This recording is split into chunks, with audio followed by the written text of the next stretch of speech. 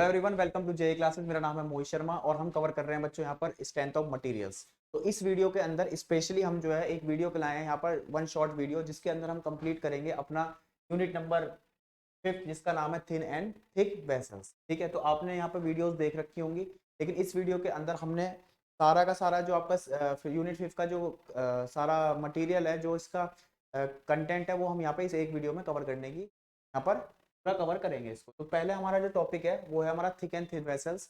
तो यहाँ पर मैंने एक डायग्राम लगाया है। तो हमारे जो ये वेसल्स होते हैं, ये एक्चुअली में क्या काम करते हैं, जो प्रेशर आपका होता है इनसाइड दिस, तो इस प्रेशर, जो भी आपका फ्लूइड या गैस इसके अंदर जो फिल की जाएगी, वो पर्टिकुलर किसी प्रेशर पर हम फिल करेंगे। तो उस प्रेशर को सहन करने के लिए, उस प्रेशर को सस्टेन करने के लिए यहाँ पर हमारे पास एक ऐसा वेसल होना चाहिए जिसका जो डायमेंशन है, कि जो डायमीटर है, लेंथ है या थिकनेस है, वो हम इस तरह से डिजाइन करें कि वो उस प्रेशर को क्या कर जाए, सस्टेन कर जाए। तो उसी डिजाइन का एनालिसिस, उसी की जो कैलकुलेशंस है, वो हम इस यूनिट के अंदर देखेंगे। ठीक है, तो जो हमारा प्रेशर वर्क करता है यहाँ पे सर, वो हमारा किसी भी गैस की वजह से अंदर प्रेशर आपका हो सकता है। तो यहाँ पर सबसे पहले हम बात करेंगे कि थिन और थिक वेसल्स जो होते हैं उनमें डिफरेंस क्या होता है। ठीक है, तो इसका मेन फंक्शन क्या है? इसका मेन फंक्शन है to sustain and store the pressurised fluid side the tank. तो जो भी आपका टैंक होगा, उसके अंदर हम जो प्रेशराइज्ड फ्लूइड होगा उसको हमें सस्टेन करना और स्टोर करना है, कि वो हमारा लीक भी नहीं होना चाहिए, और जो प्रेशर उसके अंदर हम एक्सर्ट करेंगे, जो गैस का प्रेशर होगा, उसको भी वो क्या करे, सस्टेन करे। ठीक है, तो वो प्रेशर हमारा हायर प्रेशर्स भी होते हैं, मॉडरेट प्रेशर्स भी होते हैं और लो प्रेशर्स भी होते हैं। तो हर प्रेशर रेंज में जो है हमारा वेसल जो होना चाहिए वो सस्टेन करना चाहिए, वो बस्ट नहीं करना चाहिए, उसका जो डायमेंशनल चेंज है वो एक लिमिट से बाहर नहीं जाना चाहिए। तो इसके लिए हम क्या करते हैं, इस चैप्टर के अंदर आपको उसका पूरा एनालिसिस हम बताएंगे।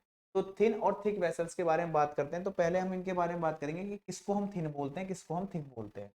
जो थिन होते हैं हमारे, थिन का मतलब ही क्या है, जिसकी थिकनेस क्या होगी, कम होगी। ठीक है, और थिक का मतलब क्या है, जिसकी थिकनेस क्या होगी, ज्यादा होगी। लेकिन इंजीनियरिंग टर्म्स में हम इसको कैसे डिफाइन करेंगे, मैथमेटिकली हम किसको थिन बोलेंगे, किसको थिक बोलेंगे, उसके लिए हम क्या करते हैं कि लेट सपोज हमारा जो इसका डायमीटर है वो कितना है, यहाँ पर डी है डायमीटर, और जो इसकी थिकनेस है, थिकनेस, क्योंकि अंदर से हॉलो होता है, इसके अंदर क्या होती है, गैस होती है, कोई भी फ्लूइड हो सकता है, लिक्विड हो सकता है। तो वो जो गैस है हमारी, उसको वो किसी प्रेशर के ऊपर है। तो मान लिया इसका डायमीटर डी है, और जो इसकी लेंथ है वो हमने ले ली यहाँ पर, जो लेंथ है वो कितनी ले ली हमने यहाँ पर, तो एल लेंथ है और डी हमारा डायमीटर हो गया, और इसकी जो थिकनेस है वो हमने कितनी, तो इसकी थिकनेस है हमारी डी। तो उसके बाद हम क्या करते हैं कि हम कैसे डिफाइन करेंगे, यहाँ पर क्या होता है, आपको थिकनेस देखना होता है और डायमीटर। डायमीटर को आप जब 20 से डिवाइड करोगे, अगर थिकनेस आपकी क्या आ रही है, d/20 से कम आ रही है, अगर d/20 से क्या आ रही है, कम आ रही है, तो उसको हम क्या बोलेंगे, बोलेंगे। लेकिन अगर आपकी जो थिकनेस है वो d/20 से क्या आ रही है, ज़्यादा आ रही है, तो उसको क्या बोलेंगे। पहला डिफरेंस तो आपका ये होता है थिन और थिक, तो आपका ज्योमेट्रिकल लेवल पर है, डायमेंशन लेवल पर है, कि अगर आपका डायमीटर आपका 20 टाइम्स हम जब डिवाइड करते हैं, तो अगर कम है तो वो थिन है, अदरवाइज उसको क्या कहेंगे, थिक बोले। ठीक है, तो पहला डिफरेंस तो ये है। दूसरी बात जो करते हैं, दूसरा देखोगे तो जो हमारा थिन होते हैं, जो प्रेशर रेंज होती है वो आपकी वेरी करती है 30 to 40 में। प्रेशर को हम किस में मेजर करते हैं, मेगा पास्कल में। प्रेशर किसका है, गैस का प्रेशर है। वो गैस कहाँ पर है, इनसाइड द टैंक है। तो कहीं किसी भी वॉल्व से गैस इसके अंदर आ सकती है, और फिर हम उसको बंद कर देते हैं, और जरूरत पड़ने पर हम उसको एग्जिट वॉल्व के थ्रू यूज करते हैं। लेकिन जब तक गैस इसके अंदर है, जो हाई प्रेशर पर हो सकती है, लो प्रेशर पर हो सकती है, तो उस समय तक हमारा जो है ये आपका सस्टेन करना चाहिए। जो आपने वेसल बनाया है वो हमारा वेसल क्या करना चाहिए, सस्टेन करना चाहिए। अगर आप बात करो, जैसे आपका प्रेशर कुकर होता है, तो प्रेशर कुकर में जब हम खाना बनाते हैं तो उसके अंदर भी प्रेशर जनरेट होता है, हाई प्रेशर जनरेट होता है, स्टीम प्रेशर रहता है। तो हमारा जो प्रेशर कुकर है वो भी हमारा क्या होता है, वो एक सेफ कंडीशन के अंदर रहता है, तब तक वो आपका बस्ट नहीं होता। ठीक है ना। और लेकिन जैसे ही उसके अंदर एक लिमिट से ज़्यादा प्रेशर होता है, तो उसकी जो विसिल होती है वो वहाँ से सारी की सारी जो अंदर प्रेशराइज्ड गैस है वो सारी बाहर निकाल देती है। अगर बाई चांस आपकी जो जो विसिल है वो आपका वहां पर अगर अटक जाए किसी तरीके से तो वो पूरा क्या हो जाएगा, क्लोज हो जाएगा, बंद हो जाएगा पूरी तरीके से। तो हम कंटिन्यूसली उसको हीट कर रहे हैं तो प्रेशर आपका बढ़ता जाएगा। तो प्रेशर जैसे आपका बढ़ता जाएगा तो प्रेशर के बढ़ने से क्या होगा, वहां पर डायमेंशनल चेंज क्या होंगे, ज्यादा होंगे, उसका जो वॉल्यूम चेंज है वो क्या होगा, ज्यादा होने लगे। और एक टाइम ऐसा आएगा कि वो क्या हो जाएगा, बस्ट कर जाएगा, फट जाएगा। ठीक है, तो ऐसी कंडीशन ना को अवॉइड करने के लिए हमको यहाँ पर एनालिसिस करना पड़ता है कि कितना हमें डायमेट्रिकली चेंज हम एक्सेप्ट कर पाएंगे वेसल के अंदर, कितना हम लेंथ में चेंज एक्सेप्ट कर पाएंगे, कितना हम थिकनेस चेंज कर पाएंगे। वो सब चीज़ें यहाँ पर हम देखते हैं कौन कौन सी स्ट्रेसेस प्रेशर अप्लाई करने के बाद यहाँ पर जनरेट होते हैं। तो जब भी आपका प्रेशर अप्लाई होगा, जब भी यहाँ पर आप प्रेशर अप्लाई करोगे तो उसके अगेंस्ट में क्या होगा, जो ये वेसल है वो क्या करेगा, स्ट्रेस स्ट्रेस प्रोड्यूस करेगा। वो क्या हो जाएगा, स्ट्रेस प्रोड्यूस हो जाएगा। और वही जो स्ट्रेसेस होंगी आपका, वही प्रेशर के अगेंस्ट क्या करती हैं, यहाँ पर वर्क करती हैं। ठीक है, तो हमें यहाँ समझने की जरूरत है कि थिन जो है वो हमारा कितना प्रेशर रेंज तक वर्क करता है, आपका 30 to 40। जबकि जो थिक होता है, थिक जो वेसल काम करते हैं वो काम करते हैं आपका 300, 10 टाइम्स ना, इसकी भी रेंज होती है 300 to 400 मेगा पास्कल तक। तो हमारे जो होते हैं थिन जो होते हैं 30-40 मेगा पास्कल की रेंज में होते हैं, और थिक जो होते हैं वो मोर देन 300+ मेगा पास्कल तक का प्रेशर जो है आपका वो सस्टेन कर पाते हैं। तो दूसरा हमारा ये हुआ डिफरेंस। तीसरी बात करें अगर हम, तीसरी जो बात कर सकते हैं वो कर सकते हैं स्ट्रेस लेवल। तो स्ट्रेस होती है ना, जो थिन में जो स्ट्रेस डेवलप होती है वो क्या होती है, कांस्टेंट होती है through out the thickness, constant through thickness. यानी थिकनेस के अकॉर्डिंगली उनमें वेरिएशन नहीं आता, वो क्या रहती है, कांस्टेंट रहती है। ठीक है, जितनी इनसाइड स्ट्रेस होगी उतनी ही आउटसाइड होगी। लेकिन अगर बात करें हम किसकी, थिक की, अगर हम थिक की बात करते हैं, थिक के केस में ऐसा नहीं होता। थिक के केस में क्या होता है, यहाँ पर वेरिएशन आता है। थिक में क्या आता है, वेरिएशन टू थिकनेस के अकॉर्डिंग जो है आपकी, जैसे जैसे हम बाहर की तरफ को जाते हैं थिक से अलोंग द थिकनेस, तो वहां पर क्या होता है, आपका जो स्ट्रेस है वो क्या होती है, कम होती जाती है। लेकिन अंदर प्रेशर जब हाई रहता है तो आपकी यहाँ पर स्ट्रेसेस भी क्या होती हैं, थिक सिलेंडर्स के अंदर काफ़ी ज़्यादा होती हैं। ठीक है, तो ये आपका बेसिक डिफरेंस हम देख सकते हैं इसके अंदर, थिन और थिक सिलेंडर्स के अंदर। और what are the function of this vessels to sustain and store the pressurised fluid inside the tank. यानी कि जो भी हमें स्टोर करके रखनी है गैस, किसी भी वर्क के लिए हम कर सकते हैं इंडस्ट्री के अंदर, न्यूमेरियस वर्क फॉर बाय ये प्रेशराइज्ड गैस। तो अगर हम एयर कंप्रेसर की बात करें तो एयर कंप्रेसर है हमारा, उसको किसी वर्क में डल जाए तो वहां पे हमको एयर को हाई प्रेशर पर सस्टेन करना पड़ता है, स्टोर करना पड़ता है इसके अंदर। तो उसका काम करने का फंक्शन करता है आपका क्या, थिन एंड थिक वेसल्स। और ये हमारा क्या हुआ, डिफरेंस हुआ। अब अगली बात करते हैं कि इसके अंदर कौन कौन सी स्ट्रेस आपकी जनरेट होती है। स्ट्रेस बेसिकली जो होती है आपकी, यहाँ पर 3 डायमेंशन अवेलेबल होती है, क्योंकि 3D आपका ऑब्जेक्ट है। जो आपका वेसल है वो कैसा है, 3D है। तो 3D होने की वजह से 3 types of stresses could be generated here. ठीक है, 3 तरह की स्ट्रेस यहाँ पे जनरेट हो सकती है। तो कौन कौन सी होती हैं वो, 3 टाइप्स की स्ट्रेसेस यहाँ पर जनरेट हो सकती हैं।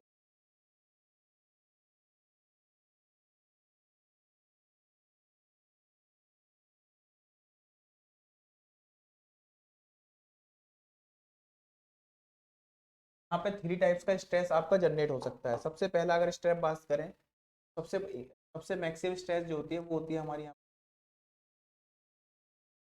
स्ट्रेस को ही हम क्या बोलते हैं, इसकी सरकमफ्रेंस पे काम करती है, सरकमफ्रेंस। और इसको रिप्रेजेंट करते हैं किससे हम, सिग्मा।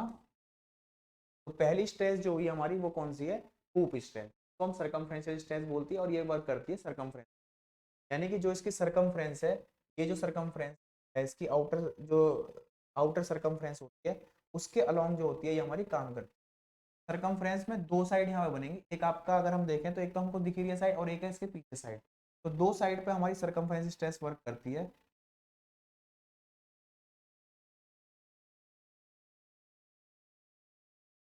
हाँ, तो वो कैसे वर्क करती है उसका डायग्राम बनाते हैं, क्रॉस सेक्शन एक तरीके से।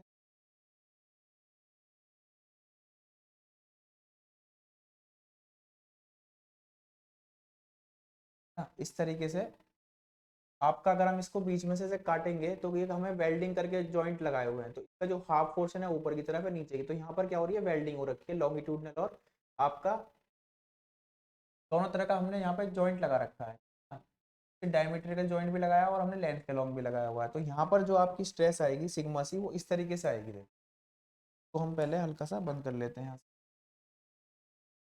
अब क्लियर हो जाएगा आपको। तो ये तो इसकी क्या है, ये लेंथ है, जो भी लेंथ होगी वाट एवर द लेंथ, ठीक है। तो यहाँ पर जो आपकी वर्क करेगी है वो सिग्मा सी वो इस डायरेक्शन में वर्क करेगी,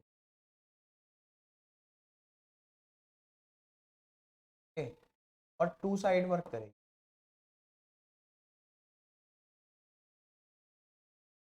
यहाँ पर two two areas, two thickness available है, टू एरियाज अवेलेबल है जो कि हमारे वो ये हैं।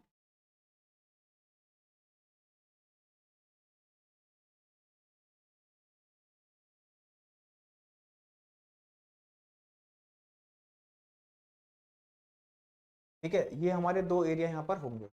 तो इन दोनों एरिया यही हमारा क्या करेंगे, रेजिस्टिव फोर्स डेवलप करेंगे अगेंस्ट द प्रेशर। तो उसके अंदर प्रेशर काम करेगा, उसके अंदर प्रेशर वर्क करेगा आपका, उस प्रेशर के अगेंस्ट जो है वो वर्क करेगी कौन सी, सरकमफ्रेंशियल। और इन्हीं की वैल्यू क्या होती है, सबसे मैक्सिमम जो स्ट्रेस जनरेट होती है वो हुप स्ट्रेस जनरेट होती है, अमाउंट ऑफ मैग्नीट्यूड क्या होता है, सबसे ज्यादा होता है। दूसरा हम बात करेंगे यहाँ पर, सेकंड हम बात करेंगे, जो सेकंड स्ट्रेस जनरेट होगी वो होगी आपकी अलोंग द लेंथ, जो इसकी लेंथ है उसके अलोंग, यानी इस डायरेक्शन में अलोंग द लेंथ आपकी स्ट्रेस जनरेट करेगी, जिसको हम क्या बोलते हैं, लॉन्गिट्यूडनल स्ट्रेस।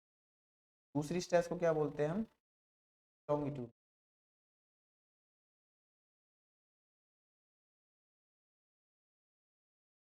और उसको रिप्रेजेंट करते हैं, तो इसका एक ही नाम होता है लॉन्गिट्यूडनल स्ट्रेस, सिग्मा एल, जो अलोंग द एल लेंथ काम करती है, जो उसकी लंबाई को, जो उसकी लेंथ को इंक्रीज करने का काम करती है। और जो सर्कमफ्रेंशियल स्ट्रेस है वो इसके डायमीटर को इंक्रीज करने का काम करती है, ठीक है। तो हम ये जानते हैं कि जब स्ट्रेन आता है मटेरियल के अंदर तब हमारा मटेरियल स्ट्रेस डेवलप करता है उसके अगेंस्ट। तो हमारा जो सर्कमफ्रेंशियल स्ट्रेस है वो जब जनरेट होगा जब डायमीटर में यहाँ पर क्या होना हो, चेंज होना शुरू, इंक्रीज होना शुरू हो जाए डायमीटर। हमारी लॉन्गिट्यूडनल स्ट्रेस कब बनेगी, जब हमारा लेंथ इंक्रीज होना स्टार्ट करेगी। ये दोनों इंक्रीज क्यों करेंगे, क्योंकि अंदर क्या है, प्रेशर आपका जनरेट हो रहा है किसके द्वारा, गैस के अंदर। तो जैसे गैस आपकी फिल होती रहेगी अंदर इसका प्रेशर भी क्या होता रहेगा, इंक्रीज होता रहेगा, ठीक है ना। तो एक लिमिट के पास जाके क्या होगा, जैसे आप बैलून पहले एक बार उसको स्टार्टिंग में आप उसमें एयर जब हम ब्लो करेंगे तो वो क्या होगा, एक ऐसी कंडीशन पे आ जाएगा कि अगर हम उसमें थोड़ी सी भी एयर हम फिल करते हैं तो अब उसका साइज जो है वो बढ़ेगा नहीं। इनिशियली तो वो बढ़ता चला जाएगा, लेकिन जब थोड़ी टाइम बाद क्या होगा, फिर उसका साइज जो है, वॉल्यूम जो है चेंज होना बंद हो जाएगा। जो भी उसकी स्ट्रेचिंग कैपेसिटी थी, जो भी उसके अंदर इलास्टिसिटी थी, वो जब पूरी एक्सटेंड हो जाएगी, लिमिट को पार कर देगा इलास्टिक लिमिट अपनी, उसके बाद क्या होगा, अगर उसमें थोड़ा भी प्रेशर हमने इंक्रीज करा तो वो बस्ट हो जाता है। तो ऐसे ही इसमें ये होता है। तो इसके अंदर क्या होता है, इसकी इलास्टिसिटी क्या होती है, काफी इतना नहीं होती कि ये झेल पाए। तो इसमें प्रेशर जब बढ़ा जाता है तो थोड़ा तो ये बियर करता है, सस्टेन करता है अपने वॉल्यूमेट्रिक चेंज को, जो उसके अंदर वॉल्यूमेट्रिक स्ट्रेन आ रहा है, जो चेंज हो रहा है उसको थोड़ा तो ये बियर करता है। लेकिन आफ्टर समथिंग अगर आप इसमें थोड़ा सा और प्रेशर अप्लाई करोगे तो ये क्या हो जाता है, बस्ट हो जाता है, ठीक है। It would like a bomb. तो आपने कई बार देखा होगा वीडियोस में, जैसे कि कहीं केस आया कि एयर कंप्रेसर जो है ब्लास्ट कर गया, है ना, बस्ट कर गया। तो वो तो वही कंडीशन होती है जब हमें ये नहीं पता होता कि हमारी प्रेशर रेंज कितनी है। तो प्रेशर रेंज उसके अंदर लिखी रहती है कि हमको ये इतना सस्टेन ही कर सकता है। जैसे आप देखोगे बाइक का टायर होता है उसके ऊपर ही प्रेशर लिखा आता है कि आप 34 पास्कल का प्रेशर इसमें अप्लाई कर सकते हो, 38 कर सकते हो, और लिमिट जो है वो 45 की। अगर आप 45 से ऊपर 48 करते हो तो हमारा टायर क्या हो जाता है, फट जाता है, ठीक है।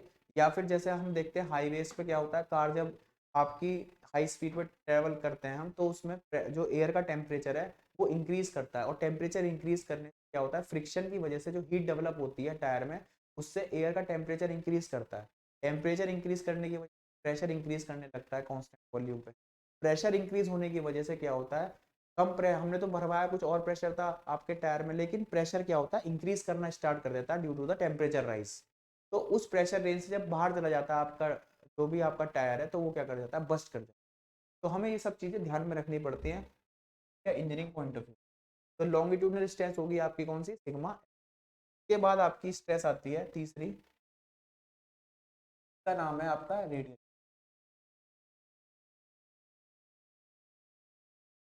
सिग्मा से रिप्रेजेंट करते हैं सिग्मा आर से।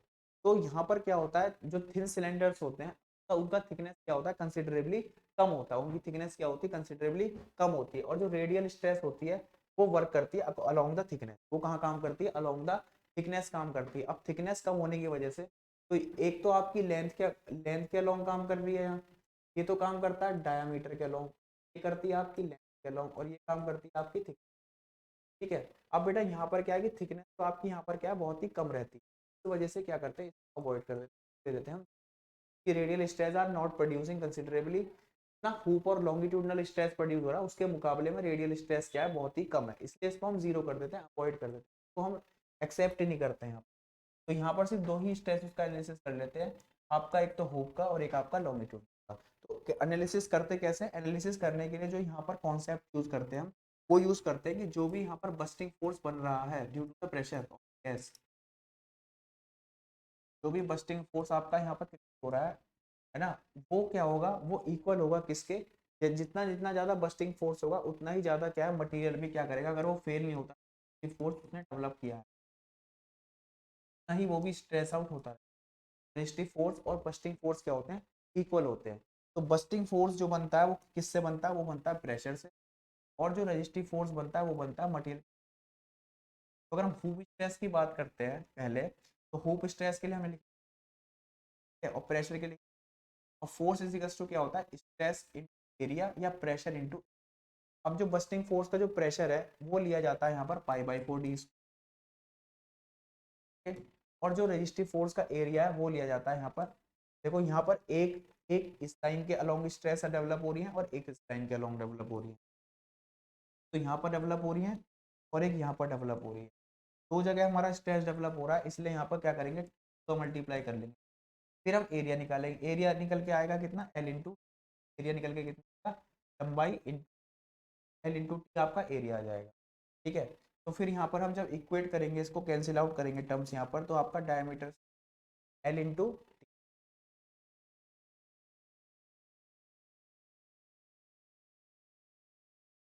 तो यहाँ पर प्रेशर कितना होगा, जो बस्टिंग प्रेशर होगा वो तो हो गया हमारा डी इंटू एल होगा सर, यहाँ पर जो प्रेशर लिया जाएगा 5/4d² नहीं आएगा, वो आएगा यहाँ पर क्या, यहाँ पर जो बस्टिंग आपका एरिया रहेगा वो आपका रहेगा एरिया ये वाला, ये पूरा एरिया, तो ये वाला हो गया एल इंटू डी, ये कितना हमारा डी, तो एल इंटू डी हम यहाँ पे लिखेंगे, क्या लिखेंगे, L into D, L into आपका लिखेंगे। अब यहाँ पर जो आपका कैंसिल आउट होगा वो क्या होगा, एल से एल कैंसिल हो जाएगा, यहाँ पे बचेगा पी डी, और यहाँ पे आ जाएगा सिग्मा सी इक्वल्स टू क्या हो जाएगा, P D by two.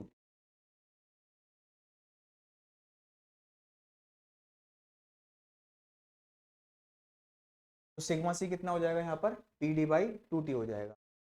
Similarly हम कैलकुलेशन करते हैं फिर किसके लिए, लॉन्गिट्यूडनल, लॉन्गिट्यूडनल स्ट्रेस में भी यही कॉन्सेप्ट काम होगा, बस्टिंग फोर्स इक्वल्स टू होगा रेजिस्टिव फोर्स के लिए, लेकिन अब की बार एरिया चेंज हो जाएगा, एरिया कैसे चेंज होंगे वो देखेंगे।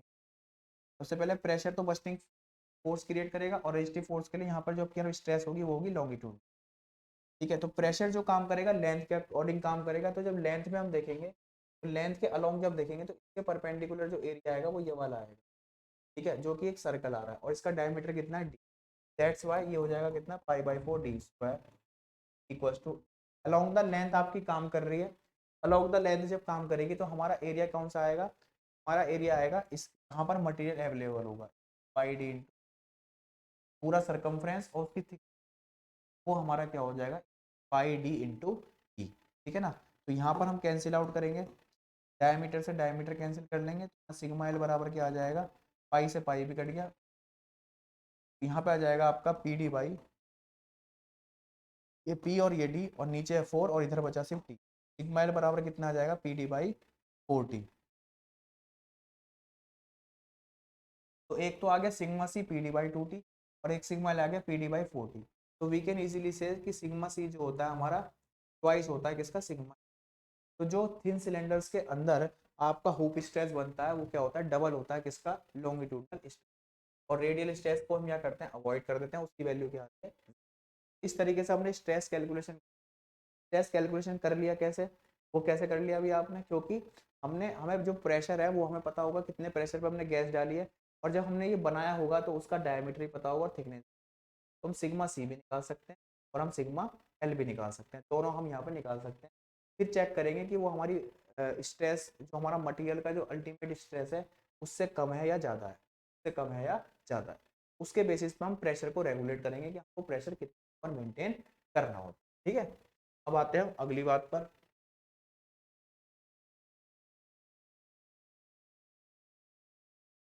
अगली बात जो आती है इसकी,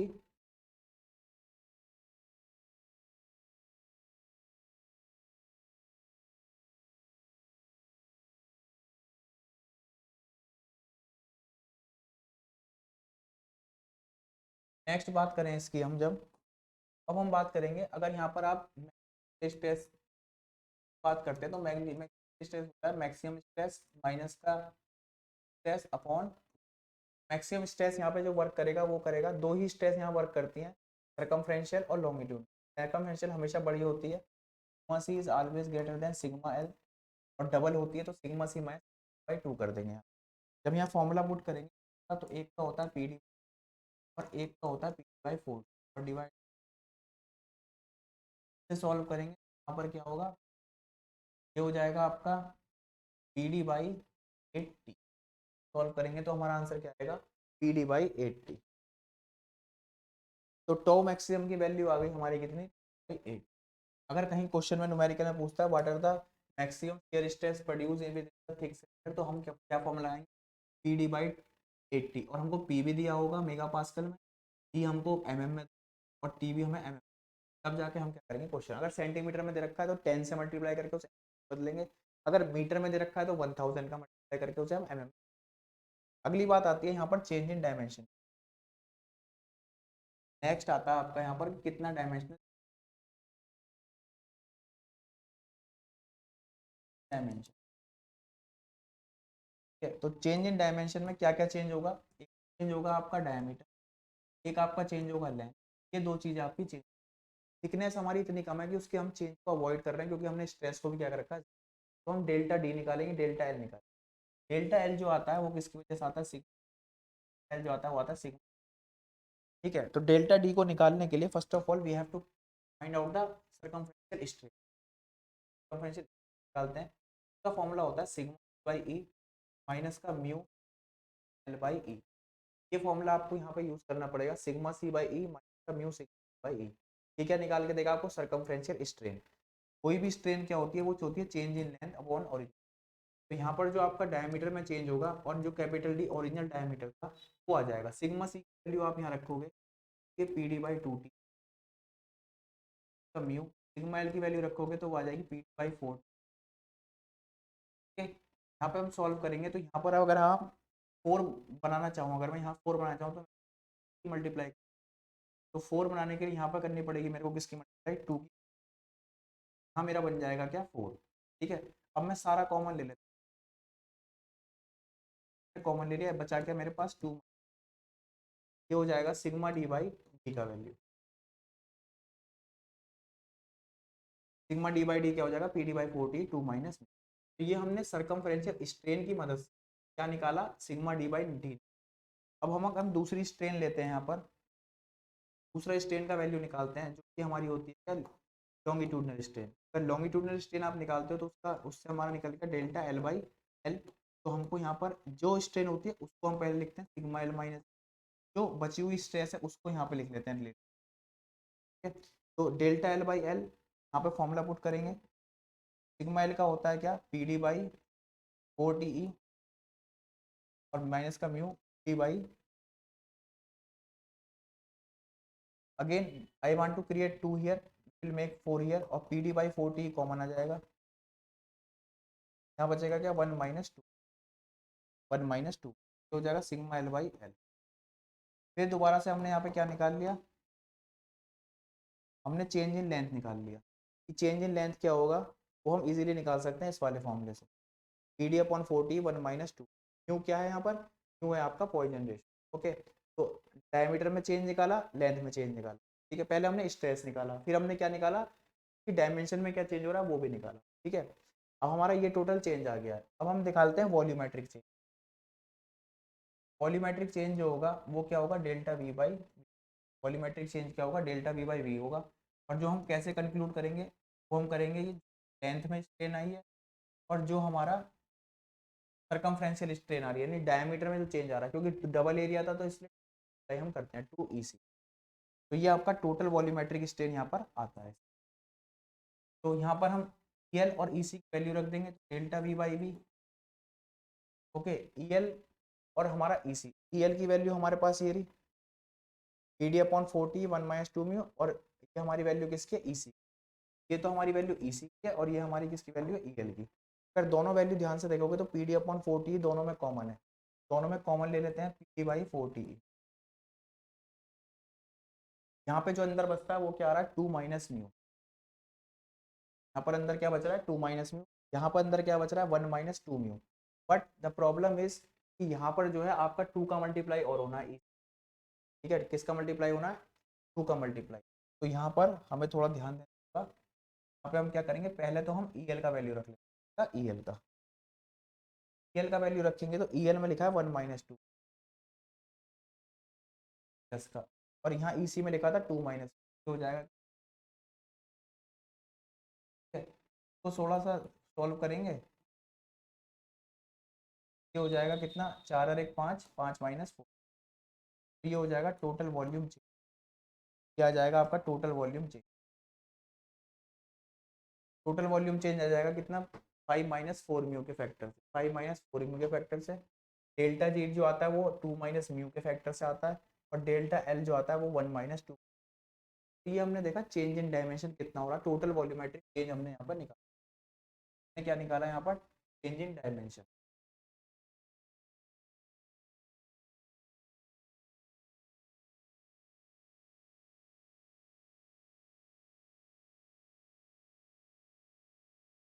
यहाँ पे हमने कैलकुलेट करा चेंज इन डायमेंशन। अब अगर हम ओरिजिनल वॉल्यूम की बात करें, इसका ओरिजिनल वॉल्यूम कितना होता है, 5/4 T² इंटू, इसकी लेंथ है L, इसका डायमीटर है D,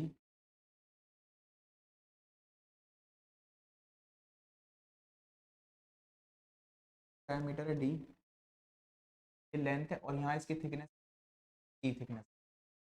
इसका वॉल्यूम जो आएगा वो आएगा π/4 D² इंटू L। तो ये हमारा कैलकुलेशन का, कैसे हम स्ट्रेस का कैलकुलेशन करते हैं और कैसे हम क्या करते हैं, चेंज इन डायमेंशन कैलकुलेशन पर करते हैं। अब देखते हैं न्यूमेरिकल इसके ऊपर कि न्यूमेरिकल कैसे आता है पेपर के अंदर।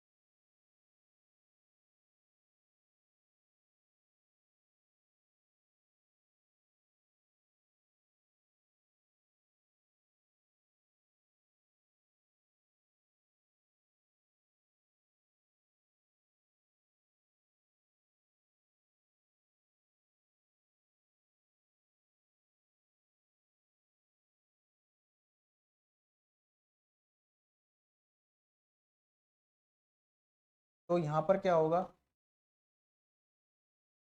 Boiler shell is to be made of 50 mm thick plate having tensile strength of 120 mega Newton per meter square if the efficiency of if the efficiencies of longitudinal and circumferential stress joints are 70 and 30, तो हमें maximum permissible diameter of the shell for internal pressure of 2 mega Newton per meter square and permissible intensity of internal pressure when the shell diameter is 1.5 metre, ये हमें निकाल। First of all हम data यहाँ पर देते हैं, data हमको क्या क्या दिया, ठीक है। तो थिकनेस कितनी दे रखी है, यहाँ पर जो हमें गिवन है वो लिखेंगे। थिकनेस कितनी दी हुई है, 15 mm, ठीक है। हैविंग टेंसाइल, फिर टेंसाइल स्ट्रेस दे रखी है, यानी कि सिग्मा सी, सिग्मा सी का वैल्यू कितना, न्यूटन पर मीटर। तो हम ये भी लिख सकते हैं 120 mega pascal. If the efficiencies of longitudinal and joint are 70 and 30, efficiencies कितनी आपको जॉइंट, एक आपको लॉन्गिट्यूड 0.70, लॉन्गिट्यूड circumferential efficiency है 0. डिटरमाइन मैक्सिमम परमिशिबल डायमीटर, तो हमको निकालना क्या है, डायामीटर हमको कैलकुलेट करना है यहाँ पर of the shell for an internal pressure of 2 mega pascal per metre square होता है पास्कल। तो इंटरनल प्रेशर कितना है यहाँ पर 2 मेगा पास्कल है। ठीक है, तो हमें डायमीटर पूछा हुआ है, ये सब डाटा हमको दिया हुआ है। पहले हम पहला क्वेश्चन देखते हैं डायमीटर कैसे निकाल। तो जो टेंसाइल स्ट्रेस होती है वो एक्चुअली में हुप स्ट्रेस होती है, उसका फॉर्मूला लगाएंगे जब यहाँ पर होता है sigma C divide by P D. और इफिशियंसी दे रखी है आपको सरकमफ्रेंशियल जॉइंट की, तो उसे यहाँ रखते हैं टी के बराबर में। बस वैल्यूज पुट कर देनी है, ज़्यादा कुछ है नहीं। यहाँ पर हम रखेंगे क्या 120, pressure is 2 mega pascal, diameter हमको निकालना है, थिकनेस इज 15, एफिशिएंसी कितनी है 0.3। यहाँ पर सॉल्व कर देंगे इसको, 2 से 2 कैंसिल हो गया, ये 15 इधर आ जाएगा, तो डायमीटर बराबर क्या हो जाएगा 15 इंटू 120 और इंटू 0.3,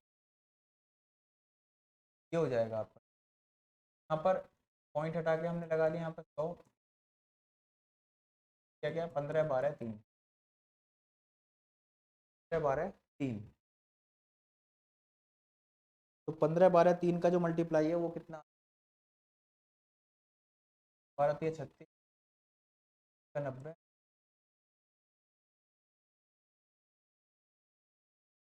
519, तो ये कितना आ रहा है आपका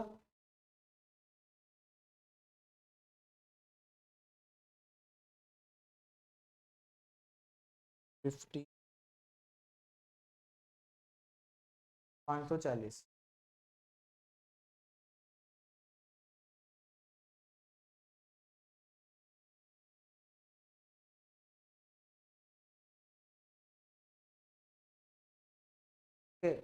तो हमें यहाँ पर हमको इफिशियंसी कितनी 20 30%। Yes, okay. तो यहाँ पे little mistake is happened here, तो करेक्ट कर देते हैं हम। तो क्या मिस्टेक है, तो यहाँ पर हमको एक चीज़ ध्यान में रखनी है कि जब हम इफिशियंसी जब भी हमको दिया हुआ होगा, इफिशियंसी हमको दिया हुआ, गलती यहाँ पे क्या करी हमने कि जो इफिशियंसी जब भी हमको दिया होगा तो सिग्मा सी क्या होता है, सिग्मा सी होता है पी डी बाई 2 टी। यहाँ तक बिल्कुल सही है हम इफिशियंसी। तो यहाँ पर हम एक बात ध्यान रखेंगे कि जो इफिशियंसी है आपकी, अगर वो इफिशियंसी आपको किसकी दी हुई है, अगर हम सरकमफ्रेंशियल स्ट्रेस निकालें तो वहाँ पर हम रखते हैं कौन सी इफिशियंसी, लॉन्गिट्यूडनल एफिशिएंसी। क्योंकि जो सरकमफ्रेंशियल स्ट्रेस होती है ना, उसको जो सस्टेन करवाने के लिए हेल्प करता है वो करता है हमारा लॉन्गिट्यूडनल। तो यहाँ पे आप ध्यान से देखो इस फिगर में, जब आप देखोगे यहाँ पर, तो यहाँ पर जो सरकमफ्रेंशियली बस्ट होगा तो वो किसकी वजह से होगा, लॉन्गिट्यूडनल स्ट्रेस यहाँ पर ये वाली वर्क कर रही है, लॉन्गिट्यूडनल वेल, तो इससे हम इसको वहाँ पे लॉन्गिट्यूडनल वाली। ठीक है ना, तो ये बात ध्यान रखेंगे एग्जाम में भी जब भी आता है कि जब हमारा सरकमफ्रेंशियल दिया होता है तो वहाँ पर जो हम इफिशियंसी लेते हैं वो कौन सी लेते हैं, आपका दूसरे वाले की लेते हैं, यानी कि सिग्मा एल लेंगे यहाँ। ठीक है, सिग्मा सी में लेते हैं इफिशियंसी ऑफ एल, और दूसरे वाला दिया होगा तो लॉन्गिट्यूडनल में लेते हैं सरकमफ्रेंस। तो अब सिग्मा सी की वैल्यू कितनी है 120, पी की वैल्यू कितनी है 2, डायमीटर कितना था हमारा वो निकालना था हमको, 2 इंटू थिकनेस इज 15 और लॉन्गिट्यूडनल दे रखे 0.70। Now we are correct. तो ये बात ध्यान रखेंगे कि थोड़ा सा यहाँ पर मिस कैलकुलेशन हुआ था कि सिग्मा सी के साथ क्या रखते हैं, इफिशियंसी ऑफ लॉन्गिट्यूड। ओके, ये बात हम क्लियर करेंगे। तो हमारा यहाँ पे क्या हो जाएगा 2 से 2 कैंसिल हो जाएगा और यहाँ पर ये मल्टीप्लाई में आ जाएगी हर चीज़। डायमीटर कितना हो जाएगा 120 टू 15 इंटू, ये 2 जीरो से 2 जीरो कट गई, यहाँ पे आ गया 12 15 एंड,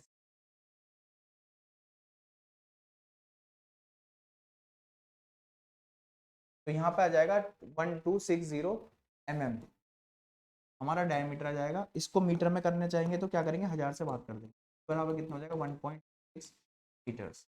इतना डायमीटर हमको रखना पड़ेगा, ये परमिशिबल डायमीटर है, इससे ज़्यादा डायमीटर ही रखना पड़ेगा आप। ठीक है, तो ये डायमीटर जो होगा हमारा, ये हमारा क्या होगा सेफ डायमीटर। ठीक है, इसके बाद आते हैं हम क्या, permissible intensity of internal pressure when the shell diameter is 1। तो अगर हमारा परमिशिएबल इंटेंसिटी हमको निकालनी है of internal pressure when the shell diameter is 1 point, अगर हमारा डायमीटर कह रहा है कि 1.5 मीटर हम डायमीटर आपको दे देते हैं, तो आप ये बताओ what is the internal pressure कितना रख सकते हैं। तो प्रेशर आपसे पूछ रहा है इस बार, पहले प्रेशर दे रखा था, अब क्या प्रेशर पूछ, ठीक है कोई दिक्कत नहीं। तो हमको हम यहाँ पे दोबारा से क्या लगाएंगे, sigma c equals to d d by 2t of longitude, ठीक है। सिग्मा सी स्ट्रेस हमें कितना दे रखा है, सिग्मा सी हमारे पास है कितना 120 मेगा पास्कल, प्रेशर की वैल्यू हमसे पूछ रहा है, डायमीटर क्या 1.5 कर दिया, टू थिकनेस हमारी 15 थी और लॉन्गिट्यूडनल जॉइंट की एफिशिएंसी 0.70, लॉन्गिट्यूडनल जॉइंट की एफिशिएंसी कितनी है 0.70।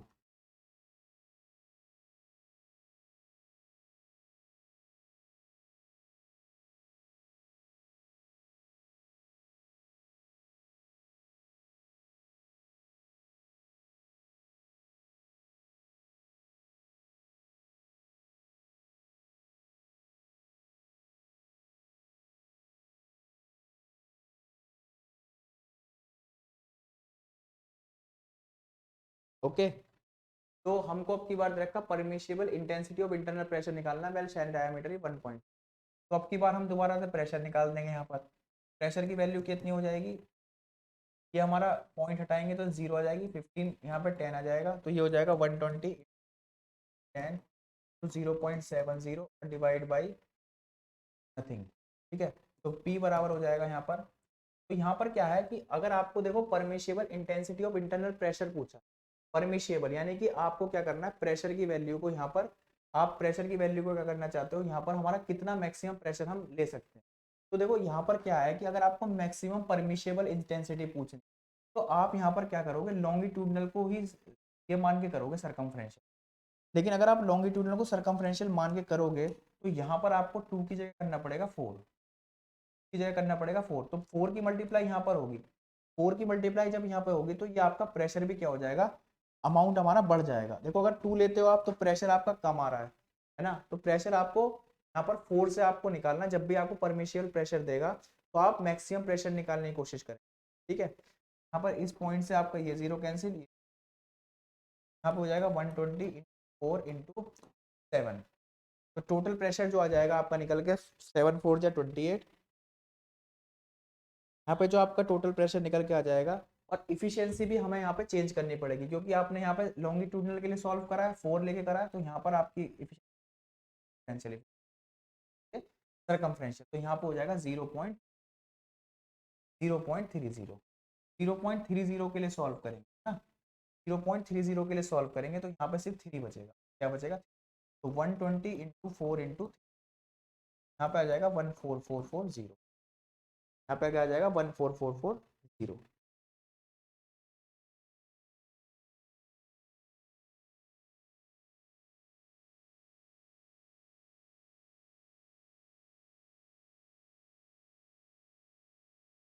ओके, तो यहाँ पर हमें इस तरीके से सॉल्व कर देना है, तो हमारा ये हो जाएगा, ये हो जाएगा आपका क्या पास्कल, ठीक है।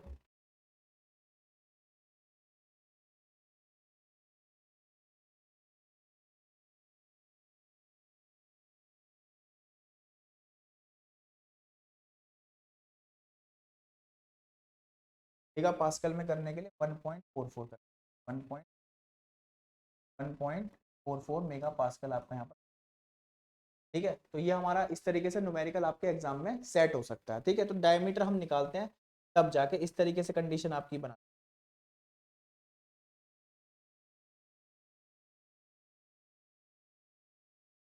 अब आते हैं नेक्स्ट चीज पे, नेक्स्ट आपका टॉपिक आता है यहाँ पर थिक सिलेंडर्स। तो थिक सिलेंडर्स के बारे में हमें देखना है, यहाँ पर थिक सिलेंडर्स के ऊपर चलते हैं हम। ये तो था आपका थिन सिलेंडर्स के बारे में, अब बात करते हैं किसकी, थिक सिलेंडर।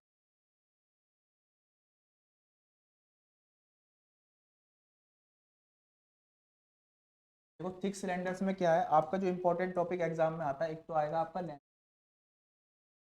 थ्योरम, और दूसरा यहाँ पर जो है वो है कंपाउंड सिलेंडर। ये दो चीजें आपको यहाँ, तो लैमिस थ्योरी और एक आपका कंपाउंड सिलेंडर्स, ओके, तो सबसे पहले बात करते हैं लेमीज थ्योरी की। ये क्या कहती है? लेमीज थ्योरी जो है आपका, वो बात करती है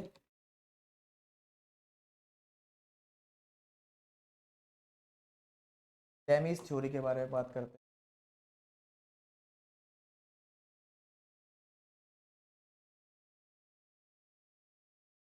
देखो, लेमीज थ्योरी में क्या होता है, आपके पास पहले होना चाहिए एक हमारा थिक सिलेंडर का मतलब क्या है कि जिसकी थिकनेस क्या हो, d/20 से ज़्यादा हो। ठीक है, अब यहाँ पर हमने थिक सिलेंडर ले लिया जिसकी थिकनेस क्या है आपका, ई थिकनेस है इसकी। ओके, और इसका डायमीटर जो है, कि जो आउटर रेडियस, हमारी जो आउटर डायमीटर है वो है कितना, d2। इंटरनल डायमीटर हमने इंटरनल कितना ले लिया, d1 ले लिया। अब यहाँ से जब आप देखोगे तो यहाँ पर हमको लेना पड़ता है, एक पहले हम ले लेंगे एलिमेंट। यहाँ पर आपको एक देगा थिकनेस में, इसकी आपकी जो थिकनेस होगी वो कितनी होगी, dr होगी। और ये कितनी रेडियस पे ले लिया हमने, आर रेडियस। आर रेडियस पर एक हमने एलिमेंट्री थिकनेस ले ली dr की। ठीक है, अब इसके ऊपर हम स्ट्रेस एनालिसिस क्या करेंगे, स्ट्रेस का एनालिसिस, कौन कौन सी स्ट्रेस यहाँ पे वर्क करेंगे। Basically 3 types of stress work करती हैं। ठीक है, एक तो आपका कौन सी है, यहाँ पर एक तो वर्क करती है आपकी कौन सी, सिग्मा आर, रेडियल स्ट्रेस होती है। एक आपकी कौन सी होती है, स्ट्रेस होती है। ठीक है, और एक आपकी वर्क करेगी अलोंग द लेंथ, जो की तरफ होगी। तो 3D में हम इसे दिखा नहीं सकते यहाँ पर। तो एक तीसरी वाली जो होगी वो होगी सिग्मा। ठीक है, तो यहाँ पर 3 स्ट्रेसेस वर्क करेंगी। एक तो आपका वर्क करेगी कैसे, अगर हम बात करें तो हमारी हो जाएगी along the length sigma L. एक होगी हमारी इस सेक्शन पे जो होगी हमारी सिग्मा एच हुप स्ट्रेस, और एक होगी हमारी अलोंग द रेडियस जो होगी कंप्रेसिव होगी हमारी रेडियल स्ट्रेस। इस तरह से 3 स्ट्रेस यहाँ पर काम करेंगी, क्योंकि हमारी जो थिकनेस है वो यहाँ पर क्या है, कंसिडरेबली काफ़ी यहाँ पर उसका कंसिडरेबली हाई है। ठीक है ना, थिन के मुकाबले। थिक सिलेंडर में यहाँ पर थिकनेस होने की वजह से यहाँ पर हम रेडियस स्ट्रेस को अवॉइड नहीं करेंगे, उसको हम कंसिडर करेंगे। 3 तरह की स्ट्रेस यहाँ पर वर्क करेंगे। एक तो आपका हुप स्ट्रेस, दूसरा जो वर्क करेगी वो करेगी आपकी यहाँ पर लॉन्गिट्यूड, जो वर्क करती है वो करती है आपके यहाँ पर रेडियल। यहाँ पर समझने वाली बात क्या है कि जो हमारा हुप स्ट्रेस है वो तो आपका सिग्मा एक्स से कर सकते हैं, सिग्मा सी से कर सकते हैं, सिग्मा एल से कर सकते हैं। तो स्ट्रेस यहाँ पे क्या करेंगी, आपका डोमिनेट करेंगे। सबसे ज़्यादा वैल्यू पर यहाँ पर रहेगी आपकी हुप। तो यहाँ पर एक बात समझने की क्या है कि जो रेडियल स्ट्रेस है और जो आपका हुप स्ट्रेस है और एक आपका लॉन्गिट्यूडनल स्ट्रेस जो होती है थिक सिलेंडर्स के अंदर, वो क्या रहती है आपकी, कांस्टेंट रहती है। क्या रहती है, जबकि यहाँ पर क्या आता है, वेरिएशन। जबकि ये क्या है, वेरिएशन शो करती है अलोंग द थिक। ये क्या करती हैं, वेरिएशन शो करेंगी आपकी हुप स्ट्रेस और रेडियल स्ट्रेस, ये दोनों वेरिएशन शो करेंगी। ये आपका रहती है तो कांस्टेंट रहती है। तो सिग्मा एल की जो वैल्यू आती है यहाँ पर, सिग्मा एल की जो वैल्यू आती है वो बस्टिंग फोर्स रेजिस्टिव फोर्स के प्रिंसिपल से वो आती है आपकी कितनी, P r1² upon r2 minus r1²।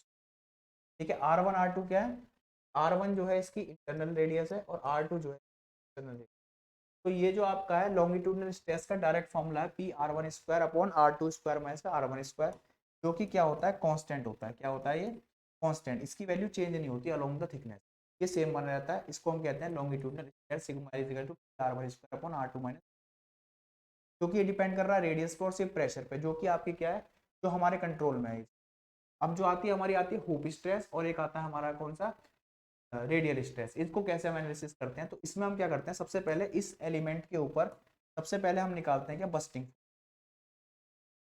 इस एलिमेंट के ऊपर बस्टिंग फोर्स निकालते हैं। वो कैसे निकालते हैं, तो जो हमारी यहाँ पर बस्टिंग फोर्स होगी वो निकलेगी किससे, रेडियल स्ट्रेस। रेडियल स्ट्रेस की मल्टीप्लाई करेंगे किसमें, 2r इंटू। क्यों करेंगे, क्योंकि आपका जो एरिया बनेगा यहाँ पर बस्टिंग फोर्स का, वो 2r diameter into along the length बनेगा, 2rl हो गया।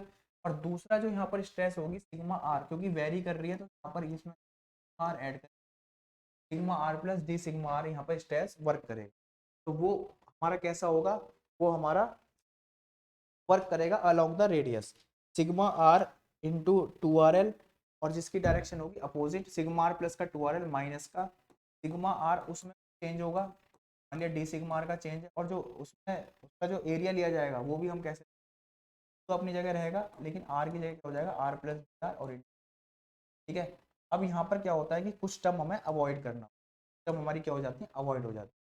ठीक है, सॉल्व करने के बाद जो पैरामीटर आपका आता है उसको आपको यहाँ पर याद रख के जाना है एग्जाम के अंदर। वो आता है यहाँ पर माइनस का 2L sigma r d sigma r plus का आर, ठीक है, और डी है तो सिग्मा आर आ गया और डी सिग्मा आर आ गया, सॉरी यहाँ पे आएगा आपका d r, sigma r plus into d r plus का आर डी सिग्मा आर। ये आपका यहाँ पर लास्ट में जाके क्या आ जाता है, लास्ट में ये आपका क्वेश्चन आता है, इसको आप याद रखोगे, माइनस का 2L, इसे सॉल्व करने के बाद sigma r d r plus का आर डी सिग्मा, ये आना चाहिए लास्ट में, ठीक है ना। और जो इसमें अवॉइड करते हैं हम, जैसे डी सिग्मा आर और डी आर है, ये हमारा क्या हो जाता है, अवॉइड हो जाता है, क्योंकि स्मॉल टर्म्स वजह से हमारी जो टर्म आती है लास्ट में, अगर इसका डेरिवेशन आता है तो आपको याद रखना कि आपको -2L sigma r d r plus का आर डी सिग्मा आर, ये आना चाहिए आप। ये तो होती है बस्टिंग फोर्स की। अब जो रजिस्टिव फोर्स यहाँ पर बनता है, अब जो यहाँ पर रजिस्टिव फोर्स बनता है वो बनता है किसकी वजह से, वो बनेगा आपका सरकमफ्रेंशियल स्ट्रेस की वजह, हुप स्ट्रेस की वजह से। तो उसका जो फॉर्मूला होगा sigma c l into d r होगा, लेकिन वो ट्वाइस वर्क करता है तो इसलिए यहाँ पर 2 की मल्टीप्लाई होती है, 2 sigma c l into d, ये होगा हमारा रजिस्टिव फोर्स, 2 सिग्मा सी, और एरिया क्या लेंगे, एल इंटू डी, क्योंकि ये हमारा जो एरिया आएगा इस पे आर है, उसकी जो लेंथ होगी वो कितनी होगी, l into d r 2 sigma c, इससे क्या होगा, बैलेंस होगा। अब इन दोनों को क्या कर देंगे, बराबर रख देंगे, दोनों को क्या कर देते हैं, बराबर रख देते हैं। जब इनको आप इक्वल रखोगे,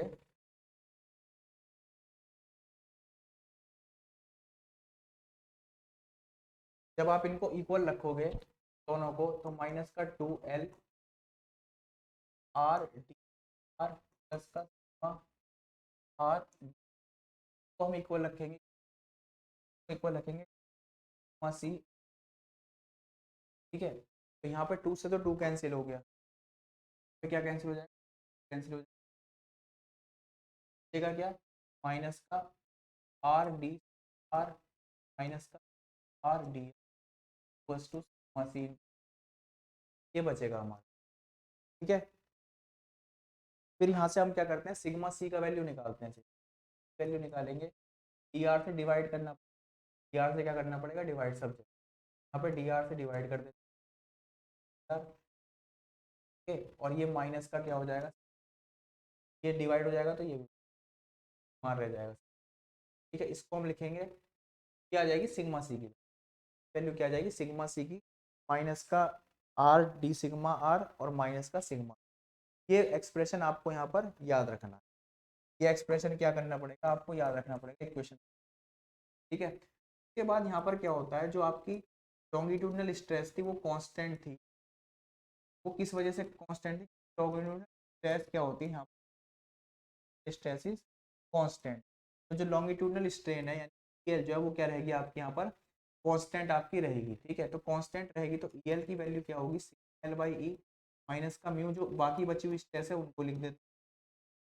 तो हमारी सिग्मा सी बची और सिग्मा आर।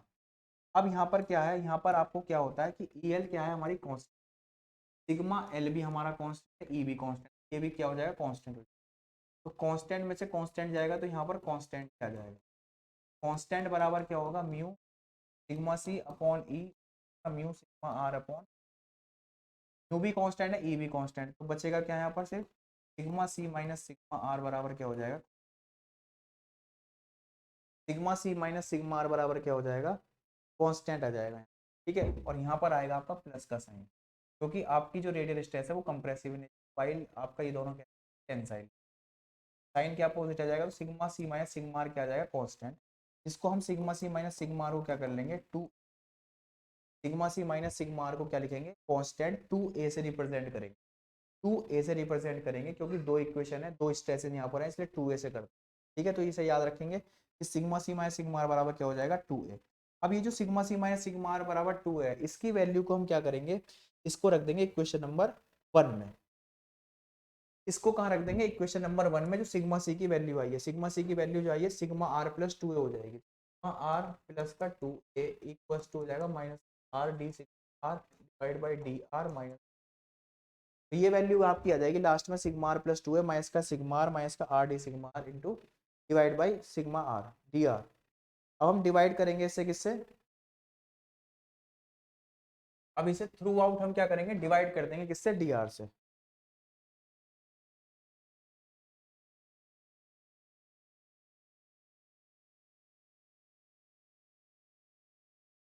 देखो अब तो हो जाएगा, आर इधर की तरफ ले आएंगे तो आर प्लस का ए प्लस टू माइनस का आर डी सिग्मा, अब ये डी सिग्मा इसके नीचे आ जाएगा और आर के नीचे ये कैसा हो जाएगा 1/r dr divide by sigma r plus और 2 वाला 2 यहाँ था, आर नीचे आ गया, आर हो गया, ये माइनस ले लिया, आर सिग्मा आ गया और ये वाला डी सिग्मा यहीं पर। तो हम यहाँ करते हैं, हम लॉग दोनों तरफ इंटीग्रेशन करेंगे, इंटीग्रेशन करने पर हमको क्या मिलेगा, यहाँ पर लॉग की टर्म में आंसर आएगा, यानी कि लॉग बेस ई, यहाँ पर हमारा आंसर क्या आएगा, आंसर आएगा कुछ इस तरह हो जाएगा, माइनस का बाहर हो जाएगा log base E R minus का 2 लॉग बेस ए कांस्टेंट और लॉग बेस आर प्लस, ये हमारा क्या आ जाएगा, इंटीग्रेशन के बाद आ जाएगा 1/x का क्या होता है लॉग एक्स, तो log base E R plus A minus का 2 लॉग बेस ई आर और लॉग बेस ई के, तो यहाँ कांस्टेंट आ जाएगा, ये 2 गलत लिया,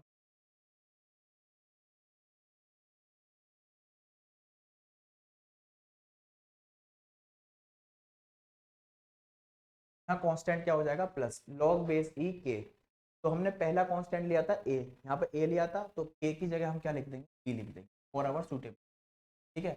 अब यहाँ पे क्या होगा, ये हो जाएगा लॉग बेस ई आर स्क्वायर फर्स्ट हो जाएगा log base E R plus, log से लॉग कैंसिल हो जाएगा on r r plus sigma r equal to on r square minus, इसी तरीके से सिग्मा सी हो जाता है यहाँ पर b square upon r square. तो ये इस तरीके से लैमीज थ्योरी के अकॉर्डिंग रेडियल स्ट्रेस और सरकमफ्रेंशियल स्ट्रेस हम कैलकुलेट करते हैं, तो जो फॉर्मूला वो ये आता है, ठीक है। फिर यहाँ पर क्या होता है कि कंडीशंस होती हैं कुछ, कि हमको कैसे न्यूमेरिकल दिया जाता है, कि आपका स्ट्रेस दिया हुआ है तो आप ए बी का वैल्यू निकालते हैं वहाँ पर, और ए बी की वैल्यू निकालने के बाद हमारा क्या निकलती है, फिर हम वहाँ पर दोनों की स्ट्रेस की वैल्यू निकालते हैं, फिर कोई भी स्ट्रेस आप निकाल सकते हो, एक बार आपका ए और बी की वैल्यू आपकी निकल जाती है तब, ठीक है। देखो कैसे क्वेश्चन दिया होता है इसमें,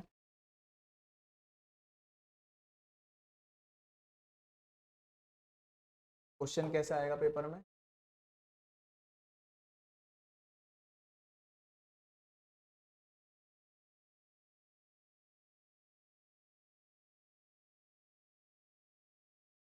okay, calculate the thickness of the metal necessary for a cylindrical share of internal diameter is 160, internal diameter is 160, given is तो R1 कितना हो जाएगा यहाँ पर 80, standard internal pressure of, internal pressure कितना है 5 मेगा न्यूटन पर मीटर स्क्वायर, जिसको हम लिख सकते हैं 25 mega pascal, if maximum permissible tensile stress, maximum permissible tensile stress is 120 का पास्कल। ओके, तो कैलकुलेट द थिकनेस हमको निकालना है, तो हम कुछ नहीं करेंगे यहाँ पर, और इंटरनल हमको प्रेशर दे रखा है कितना 25 मेगा पास्कल, तो हम देखेंगे अगर हम सिलेंडर की बात करें यहाँ पे बता लेते हैं, तो यहाँ पर जो इंटरनल प्रेशर है यानी इसके जो अंदर प्रेशर है पी, वो कितना है 25 है, कितना है 20, ठीक है। तो हम यहाँ लिखेंगे क्या, दोनों पहले फॉर्मूले लिख लेते हैं, सिग्मा आर के r upon b square minus, तो इसी फॉर्मूले से काम लेना होता है पहले आप, रेडियल स्ट्रेस, रेडियल स्ट्रेस की वैल्यू होती है 25, तो रेडियल स्ट्रेस जो होगी हमारी वो कितनी होगी 25 मेगा पास्कल होगी, तब जब रेडियस हमारी इंटरनल रेडियस हमारी कितनी होगी 80 mm के ऊपर कितना हमारा प्रेशर काम कर रहा है 25 मेगा पास्कल, तो यहाँ पर आ जाएगा 25 इक्वल्स टू बी अपॉन 80 का स्क्वायर माइनस का तरीके से इक्वेशन बनेगी। सेकेंड इक्वेशन जो बनेगी वो कब बनेगी, जो हमारा आउटर पे लेते हैं तो यहाँ पर प्रेशर कितना 0 है, आउटर प्रेशर 0 है, आउटर जो रेडियस आपको दी वो हमें यहाँ पर है ना, लेकिन हमको स्ट्रेस का वैल्यू दिया हुआ है, मैक्सिमम परमिशिबल जो स्ट्रेस है वो हमको दी हुई, ठीक है। तो हमारे पास यहाँ पर एक्सटर्नल जो वो है आपका रेडियस वो एब्सेंट है यहाँ, ठीक है, कोई बात नहीं। फिर हम यूज़ करते हैं सिग्मा सी का, सिग्मा सी होता है b upon r square plus का ए। तो हमको टेंसाइल स्ट्रेस दिया 125, उसको हम यहाँ पर बी अपॉन वो कहाँ पे वर्क करेगी आपका, वो हमारी कहाँ पे वर्क करेगी, मैक्सिमम परमिसिबल स्ट्रेस, वो भी आपकी इंटरनल पर ही काम करेगी, क्योंकि तो कितना टी स्क्वायर माइनस का। तो यहाँ पे क्या है, दो इक्वेशन, इक्वेशन तो और पहली इक्वेशन हो गई आपकी ये वाली। तो यहाँ पे ध्यान से देखोगे 25 is equal to b upon, हाँ 25 is equal to b upon 80 square minus का ए, और दूसरी जो है हमारी वो कितनी है 125 is equal to b upon 80 square minus का प्लस का a, b square 80 square plus का ए, ये प्लस है ना, प्लस का ए, आप थोड़ा मिस्टेक ज़्यादा हो रही है, plus minus 125 b upon 80 square plus का ए। तो पहला ये हो गया और दूसरा ये हो गया, तो दोनों को सॉल्व करने के बाद, दोनों को जब हम सॉल्व करेंगे तो हमारा आंसर कितना आएगा, ए और बी का आंसर आएगा हमारे पास, क्या आ जाएगा ए और ए। सॉल्विंग करने के बाद दो इक्वेशन हम कैसे सॉल्व करते हैं वो पिछली वीडियोस में पढ़ा हुआ है आपका, वहाँ देख सकते हो आप। तो ए और बी, हम ए और बी की वैल्यू निकालेंगे, तो ए की वैल्यू क्या आएगी 50 और बी की वैल्यू आ जाएगी 0.48। तो याद रखेंगे ए की वैल्यू, बी की वैल्यू हमारी आ गई 0.48 और ए की वैल्यू कितनी आती है यहाँ पर 50 आ रही है। उसके बाद हम इस वैल्यू को कहाँ रख देंगे, यहाँ पर रख देंगे, इस वाली में रख देंगे, इक्वेशन नंबर 3 में। इक्वेशन नंबर 3 में जब रखेंगे तो 0 इक्वल्स टू बी की वैल्यू कितनी है, 48 डिवाइड बाई R2 का स्क्वायर माइनस, यहाँ से हमारा R2 निकल, R2 की वैल्यू आ रही है फाइंड आउट करने के बाद 98 mm, R2 कितना आ रहा है 98 mm। थिकनेस क्या होता है, थिकनेस होता है R2 माइनस R1, R2 कितना 98, R1 कितना, ये हो जाएगा 80, 18 mm जो हो जाएगी वो हमारी क्या हो जाएगी, थिकनेस हो जाएगी, 80 mm क्या हो जाएगी हमारी, थिकनेस हो जाएगी। ये इस तरीके से लैमीज थ्योरम जो है आपके पेपर में पूछी जा सकती है, इसके ऊपर न्यूमेरिकल इस तरीके से बना। तो ये दो इक्वेशन है रेडियल स्ट्रेस की और सर्कमफ्रेंशियल स्ट्रेस, इन्हीं की मदद से यहाँ पर बस पहले ए और बी कैलकुलेट करना होता है। अगर आपने ए और बी कॉन्स्टेंट्स की वैल्यू निकाल ली, ए और बी क्या है कॉन्स्टेंट्स की वैल्यू आपने निकाल ली यहाँ पर, तो उसके बाद आप क्या कर सकते हो, आसानी से कोई भी वैल्यू निकाल सकते हो, ठीक है। लेकिन मेन चैलेंज आता है ए और बी निकालने का और ये पता करने का कि कहाँ पे प्रेशर कितना होगा। जब यहाँ पे अंदर प्रेशर जनरेट होता है तो R1 पे जो स्ट्रेस होती है वो इसी रेडियल प्रेशर के बराबर होती है जो प्रेशर आपको दिया हुआ है। आउटसाइड में क्या होता है कि अगर प्रेशर यहाँ पर कुछ भी नहीं एटमॉस्फेरिक तो उसको हम क्या लेते हैं, 0 लेते हैं। लेकिन अगर आउटर प्रेशर भी दिया हुआ है तो उसको हमें लिखना पड़ेगा, अगर आउटर प्रेशर दिया हुआ है तो फिर उसको हम कंसिडर करते हैं, ठीक है ना। तो ये बात हमारी हुई किसकी, लैमीज थ्योरी की। उसके बाद जो आता है हमारा वो आता है आपका किसके बारे में बात की, कंपाउंड सिलेंडर्स के बारे में। तो कंपाउंड सिलेंडर्स की बात कर लेते हैं हम कि कंपाउंड सिलेंडर्स की क्या रिक्वायरमेंट होती है। कंपाउंड सिलेंडर्स की बात करेंगे जब हम, तो कंपाउंड सिलेंडर के अंदर